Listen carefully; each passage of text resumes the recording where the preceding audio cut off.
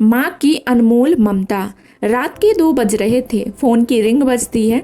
26 साल का आनंद नींद से जाग बड़ा खुश होकर फ़ोन को रिसीव करता है। खुश इसलिए होता है क्योंकि उसकी नई नई गर्लफ्रेंड बिना टाइम देखे कभी भी उसको फ़ोन कर देती है। फ़ोन की दूसरी तरफ से आवाज़ आती है, जन्मदिन मुबारक हो बेटा। आज मेरा बेटा पूरे 26 साल का हो गया है। मैं बहुत खुश हूँ। माँ की आवाज़ सुनते ही आनंद के चेहरे के एक्सप्रेशन बदल जाते हैं। वे गुस्से में बोलता है, माँ तुझे समझ नहीं आती क्या? इतनी सी बात के लिए मेरी नींद खराब कर दी। यह बात तो तू मुझे सुबह भी बोल सकती थी। इतना कहकर वह फ़ोन काट देता है। थोड़ी देर बाद फिर से फ़ोन की रिंग बजती है। आनंद फिर से फ़ोन उठाता है और इस बार फ़ोन पर पापा होते हैं। आनंद इस बार आराम से बात करता है। थैंक यू पापा, आपने मुझे बर्थडे विश करने के लिए फ़ोन किया, वो भी इतनी रात को। पापा कहते हैं, नहीं बेटा, मैंने तुम्हें मुबारकबाद देने के लिए नहीं बल्कि ये बताने के लिए फ़ोन किया है कि तुम्हारी माँ बिल्कुल पागल है। वो इतनी पागल है कि पिछले 1 महीने से मुझे हर दिन तेरा बर्थडे याद दिलाते आ रही है। वो इतनी पागल है कि तू हमसे सैकड़ों किलोमीटर दूर है, फिर भी उसने यहाँ पर खुद अपने हाथों से तेरे लिए केक बनाया है। ऊपर से ये जिद कर बैठी है कि जब तक तुझे विश नहीं कर देती तब तक ना खुद खाना खाएंगी ना मुझे खाने देंगी। आनंद सब ध्यान से सुन रहा था और उसे ये महसूस हो रहा था कि उसने अपनी माँ को फॉर ग्रांटेड ले लिया था। वो बोला, नहीं पापा, माँ बिल्कुल पागल नहीं है। पापा कहते हैं, नहीं बेटा, तू अपनी माँ के पागलपन को नहीं जानता, मैं जानता हूँ।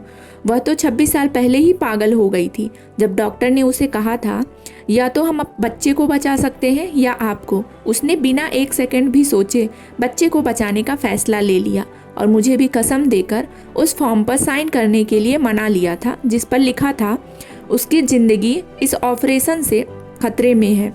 अगर उसे कुछ होता है तो उसके जिम्मेदार डॉक्टर नहीं होंगे। अब तू ही बता, बिना तुझे देखे जो औरत तेरे लिए मरने को तैयार हो जाए उसे हम पागल नहीं कहेंगे तो क्या कहेंगे? इतना कहकर पापा ने भी फ़ोन रख दिया।